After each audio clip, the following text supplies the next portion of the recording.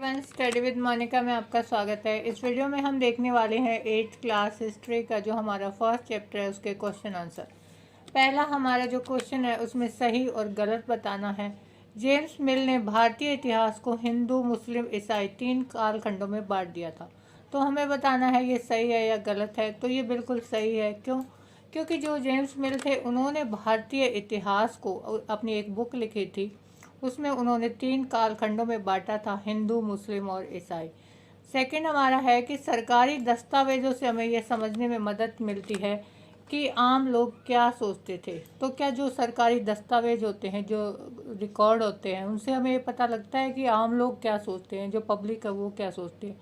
तो ये गलत है। हमेशा ऐसा नहीं होता कि जो भी रिकॉर्ड हों, सरकारी दस्तावेज हों, उनमें जो है सारी सही बातें, सही जानकारी हमें मिले।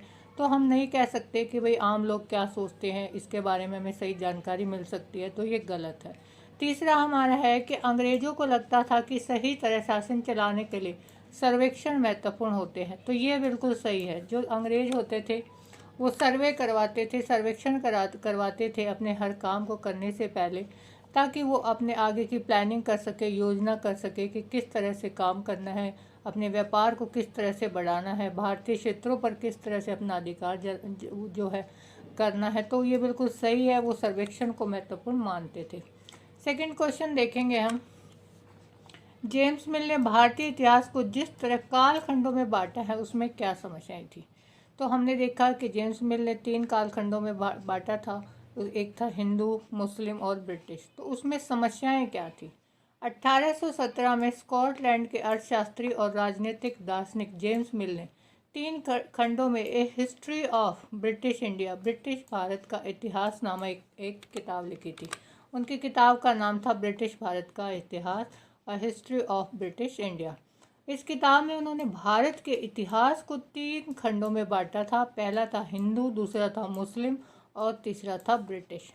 तो क्या भारतीय इतिहास को इस तरह से 3 खंडों में बांटना सही था?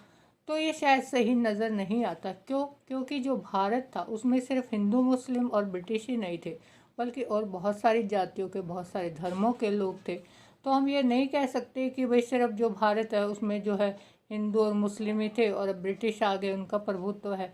तो इस तरह से इन 3 खंडों में बांटना भारतीय इतिहास को ये सही नहीं लगता। तो इसकी समस्याएं हम देखेंगे। जेम्स मिल द्वारा भारत के इतिहास को इस प्रकार 3 खंडों में बांटने में निम्नलिखित समस्याएं थी। पहली जो समस्या है वो क्या है कि यह विभाजन सांप्रदायिकता के आधार पर किया गया था।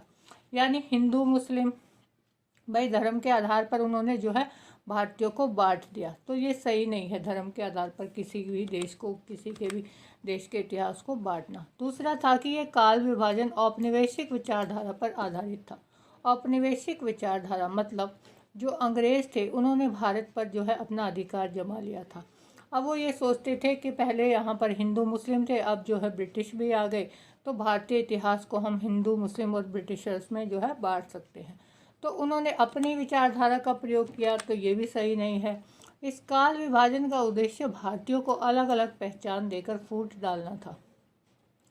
तो जिस तरह से जेम्स मिल ने 3 भागों में बांटा भारतीय इतिहास को, हिंदू, मुस्लिम, ब्रिटिश, तो इसके पीछे उनका उद्देश्य क्या था कि भाई इनको हिंदू, मुस्लिम जो इनकी अलग अलग पहचान बना दी जाए, यानी धर्म के आधार पर जो है लोगों को बांट दिया गया। और उनका मकसद क्या था, इनके बीच में, लोगों के बीच में आपस में जो है फूट डालना था और अपनी राजनीतिक गतिविधियों को बढ़ावा देना था। तो इस तरह से भी ये विभाजन जो है ये हमें सही नज़र नहीं आता। अगला प्रश्न हम देखेंगे, प्रश्न नंबर 3। अंग्रेज़ों ने सरकारी दस्तावेजों को किस तरह सुरक्षित रखा। देखिए, जो अंग्रेज़ थे वो सरकारी दस्तावेज जो है सुरक्षित रखते थे। अंग्रेज़ जो थे वो हर चीज़ को जो है लिखने में बहुत बिलीव करते थे। वो सारी चीज़ों का जो है रिटर्न में जो है लिख लिख लिख लिख कर जो है अपना ब्यौरा रखते थे हर चीज़ का, ताकि वो आगे की प्लानिंग कर सके, अपनी योजना बना सके, अपने आगे के कार्य कर सके। तो वो हर चीज़ को लिखते थे। अब लिखते थे तो उन दस्तावेजों को वो सुरक्षित भी रखते थे। तो उन्होंने अपने सरकारी जो दस्तावेज थे उनको किस तरह से सुरक्षित रखा। अंग्रेज़ों ने सरकारी दस्तावेजों को निम्नलिखित प्रकार से सुरक्षित रखा। पहला क्या था कि सभी शासकीय संस्थानों में अभिलेख कक्ष बनवाए गए। तो जितने भी उनकी सरकारी संस्थानें थी वहाँ पर उन्होंने अभिलेख कक्ष बनवाए अलग से, ताकि वहाँ पर उन अभिलेखों को उन रिकॉर्डों को वो सुरक्षित रख सकें। दूसरा था कि तहसील के दफ्तर, कलेक्ट्रेट, कमिश्नर के दफ्तर, प्रांतीय सचिवालय, कचहरी, सभा के लिए अपने रिकॉर्ड रूम बनवाए और जो भी उनके जितने भी ऑफिस थे, दफ्तर थे, चाहे वो तहसील का दफ्तर है, कलेक्टर का दफ्तर है, कमिश्नर का दफ्तर है, कचहरी है, कचहरी कोर्ट जहाँ पर होता है, तो जहाँ पर भी इनकी जो भी संस्थाएं थी वहाँ इन्होंने अपने अलग से रिकॉर्ड रूम यानी दस्तावेज रखने के लिए अलग से जो है कक्ष बनवाए, अलग से कमरे बनवाए जहाँ पर वो अपने दस्तावेजों को सुरक्षित रख सकें। और तीसरा था कि महत्वपूर्ण दस्तावेजों को सुरक्षित रखने के लिए अभिलेखागार और संग्रहालय जैसे संस्थान भी बनवाए। जो उनको लगता था कि ज़्यादा इम्पॉर्टेंट है, उनके जो रिकॉर्ड हैं, जो दस्तावेज हैं, उनके लिए उन्होंने अलग से अभिलेखागार और संग्रहालय जैसे संस्थान भी बनवाए ताकि वो अपने दस्तावेजों को सुरक्षित रख सकें। और यही जो थे दस्तावेज, यही हमारी हेल्प करते हैं, हमारी मदद करते हैं हमारे इतिहास को जानने के लिए, क्योंकि इन दस्तावेजों से हमें अपने प्राचीन समय की बहुत सारी जानकारियाँ जो हैं मिलती हैं। अगला प्रश्न हम देखते हैं, इतिहासकार पुराने अखबारों से जो जानकारी जुटाते हैं वह पुलिस की रिपोर्ट में उपलब्ध जानकारी से किस तरह भिन्न होती है। देखिए, हमें अपने जो है अपने अतीत के बारे में जानकारियाँ कैसे मिलती हैं, या तो हमें अभिलेख मिले होंगे, ये रिकॉर्ड मिले, दस्तावेज मिले, जो भी है पुलिस की रिपोर्टें हैं वो मिली, तो उनके आधार पर हमें पता लगता है कि हमारा जो प्राचीन समय है वो कैसा था। तो हम एक यहाँ कह सकते हैं कि जो पुराने अखबारों से जो जानकारी मिलती है और जो पुलिस की रिपोर्ट होती है उनकी जानकारियों में क्या भिन्नता है, वो किस तरह से अलग होती थी। पहले हम देखते हैं कि पुराने अखबारों से मिली जानकारियाँ। पुराने अखबारों से इतिहास का जो जानकारी प्राप्त करते हैं यह संवाददाताओं द्वारा क्षेत्र में जाकर इकट्ठी की गई जानकारियों पर आधारित होती हैं। इस तरह अखबार घटनाओं का सही और विस्तृत ब्यौरा प्रदान करते हैं। देखिए, अखबार में कोई भी घटना छपती है तो ज़्यादातर क्या होता है, जो भी मीडिया के लोग होते हैं, आजकल हम देखते हैं कि टीवी पे भी हम न्यूज़ देखते हैं, तो जो मीडिया के लोग होते हैं वो एक उस पर्टिकुलर जगह पर जाते हैं जहाँ पर कोई भी घटना घटित होती है, उसके बारे में वो वहाँ पर देखते हैं, जांचते परखते हैं और उसके बाद ही जो है न्यूज़पेपर में उस जो है अखबार में जो है छापा जाता है किसी भी घटना को। तो हम ये कह सकते हैं कि जो अखबार में जो घटनाएं हमें अखबार की कटिंग से जो जानकारियाँ हमें मिलती हैं वो ज़्यादा सही होती हैं और विस्तृत ब्यौरा हमें, मतलब विस्तृत रूप में हमें जो है उनके बारे में जानकारी मिलती है कि कोई भी घटना है वो किस तरह से घटित हुई थी। इसके अलावा अगर हम देखें पुलिस रिपोर्ट के आधार पर, पुलिस रिपोर्ट के पक्षपातपूर्ण होने की संभावना अधिक होती है। देखिए, जो पुलिस रिपोर्ट होती है, जो अखबार की जो भी न्यूज़ होती है वो पब्लिकली होती है, उसमें पक्षपात करने की जो है इतने ज़्यादा हमें संभावना नज़र नहीं आती। लेकिन जो पुलिस रिपोर्ट है उसमें जो है पक्षपातपूर्ण यानी भेदभाव किया जा सकता है, सही को गलत तरीके से और गलत चीज़ को कई बार सही तरीके से दिखाया जा सकता है। हो सकता है कि किसी बड़े अधिकारी के दबाव में आकर ऐसा किया गया हो, या फिर किसी लालच में आकर जो है किसी पुलिस अधिकारी ने इस तरह से जो है जो चीज़ें हैं उनको बदलने का प्रयास किया हो। तो ये है कि पुलिस रिपोर्ट जो है वो सरकार के वरिष्ठ अधिकारियों के दबाव या जांच अधिकारियों के व्यक्तित्व पर निर्भर करती है कि भाई जो जांच करने वाला है उसका व्यक्तित्व, क्या वो सही तरीके से काम करना चाहता भी है, नहीं चाहता, या फिर जो है अपने जो है पुलिस का जो भी ऑफिस होता है वहीं पर वो बैठकर जो है चौकी होती है पुलिस की, वहीं बैठकर वो रिपोर्ट लिखता है, वो जो है घटनास्थल पर नहीं जाता देखने के लिए कि वाकई में जो है ऐसा कुछ हुआ है या नहीं है, जिसके बारे में वो रिपोर्ट लिखता है। तो इस तरह से जो पुलिस रिपोर्ट के से मिले हमें जानकारियां हैं वो हो सकता है कि पक्षपातपूर्ण रही हों, उनसे हमें सही जानकारी ज़्यादा ना मिल पाए। लेकिन जो अखबार है वो ज़्यादा, हम कह सकते हैं कि वो ज़्यादा हमें विस्तृत और सही जानकारी देते हैं। अगला क्वेश्चन हम देखेंगे, क्वेश्चन नंबर 5। क्या आप आज की दुनिया के कुछ सर्वेक्षणों का उदाहरण कर सकते हैं? सोचकर देखिए कि खिलौना बनाने वाले कंपनियों को ये कैसे पता चलता है कि बच्चे किन चीज़ों को ज़्यादा पसंद करते हैं, या सरकार को ये कैसे पता चलता है कि स्कूलों में बच्चों की संख्या कितनी है। इतिहासकार ऐसे सर्वेक्षणों से क्या हासिल कर सकते हैं?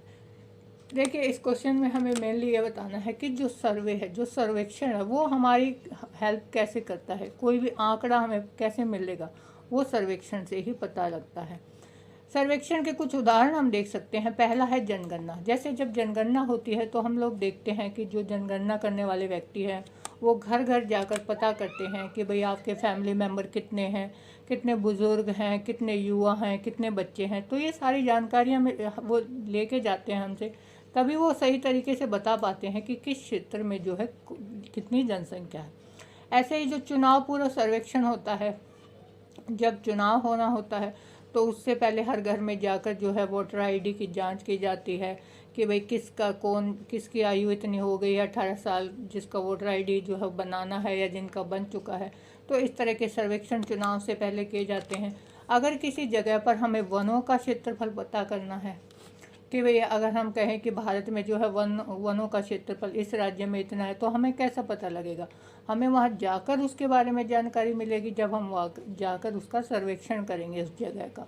नए तेल व गैस क्षेत्र, अगर किसी नई जगह के बारे में पता लगाना है कि भाई हो सकता है किसी एक क्षेत्र में, किसी एरिया में ऐसी संभावना हो जहाँ भाई ज़मीन के नीचे से जो है तेल निकाला जा सकता है या वहाँ पर जो है गैस हमें मिल सकती है, तो वो भी हमें कैसे पता लगेगा? पहले हमें वहाँ पर सर्वेक्षण करना पड़ेगा, तभी हम पता लगा पाएंगे कि हाँ यहाँ पर इस क्षेत्र में इस तरह की संभावनाएं जो है वो हो सकती हैं।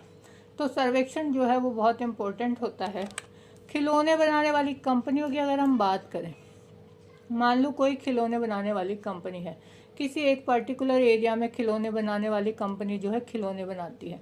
वहाँ के जो बच्चे हैं उनका इंटरेस्ट तो है, आजकल जो खिलौने चलते हैं जैसे बच्चों की जो बिजली से चलने वाले खिलौने हैं या फिर जो बैटरी से सेल से चलते हैं, और वो बना रहे हों वहाँ वैसे खिलौने जो हाथ से सिंपल तरीके के, तो वो उनकी क्या होगा, उनकी बिक्री कम होगी। तो उनको पहले सर्वेक्षण अगर वो कर लेते हैं, वो बच्चों का इंटरेस्ट जान लेते हैं, बच्चों की जो है उनके पता लगा सकते हैं कि जो बच्चे हैं उनकी पसंद क्या है, तो वो सर्वेक्षण करेंगे तो वो उसके हिसाब से खिलौने बनाएंगे और उनकी बिक्री भी ज़्यादा होगी। तो खिलौने बनाने वाली कंपनियों को सर्वेक्षण के माध्यम से बच्चों की पसंद का पता चल जाता है कि भाई उस एरिया में जो बच्चे हैं वो क्या चाहते हैं, उनकी पसंद क्या है, किस तरह के खिलौने वो पसंद करते हैं। अगर वो पहले सर्वेक्षण कर लेंगे और उसी के अनुसार वो खिलौने बनाएंगे तो उनके खिलौनों की बिक्री ज़्यादा होगी। अब स्कूलों में बच्चों की संख्या जानने के लिए सरकार स्कूल और प्रशासनिक अधिकारियों की रिपोर्ट के सर्वेक्षण के आधार पर स्कूलों में बच्चों की संख्या का पता लगा सकती है। मान लो कोई भी किसी राज्य की सरकार है, उसको पता लगाना है कि भाई हमारे जो है सरकारी स्कूलों में कितने बच्चे हैं, प्राइवेट स्कूलों में कितने बच्चे हैं। तो वो क्या करेगी, जो भी उस एरिया के जो भी अधिकारी हैं उनको वो सर्वेक्षण के लिए बोलेगी कि भाई आप अपने अपने जो है एरिया का, अपने अपने क्षेत्र का सर्वेक्षण करिए स्कूलों का और पता लगाइए कि कौन से क्षेत्र में प्राइवेट स्कूल में कितने बच्चे हैं, सरकारी स्कूल में कितने बच्चे हैं। तो इस तरह से सर्वेक्षण के आधार पर सरकार जो है ये पता लगा सकती है कि स्कूलों में बच्चों की संख्या कितनी है। आगे हम देखें कि इतिहासकार जो है वो भी सर्वेक्षण का उनके लिए भी बहुत महत्व है। इतिहासकार सर्वेक्षणों से बहुत सारी जानकारियाँ इकट्ठी करते हैं और समाज में आ रहे बदलाव के विषय में लिख सकते हैं। देखिए जो इतिहासकार होते हैं वो प्राचीन चीज़ों का सर्वेक्षण करते हैं, उनको अभिलेख मिलेंगे, उनको पुरावस्तुएं मिलेंगी, उनका वो सर्वेक्षण करते हैं, उनके बारे में पता लगाते हैं कि जो चीज़ें मिली हैं, अभिलेख मिले हैं, उनका प्राचीन समय में क्या महत्व था, अब के समय में क्या महत्व है और किस तरह से जो है समाज में बदलाव आ रहे हैं। तो ये था हमारे जो चैप्टर फर्स्ट है 8th क्लास के, उसके क्वेश्चन आंसर। वीडियो आपको अच्छी लगी हो तो चैनल को ज़रूर सब्सक्राइब कर लीजिए और बेल आइकन प्रेस कर दीजिए ताकि आपको आने वाली वीडियो की नोटिफिकेशन मिलती रहे।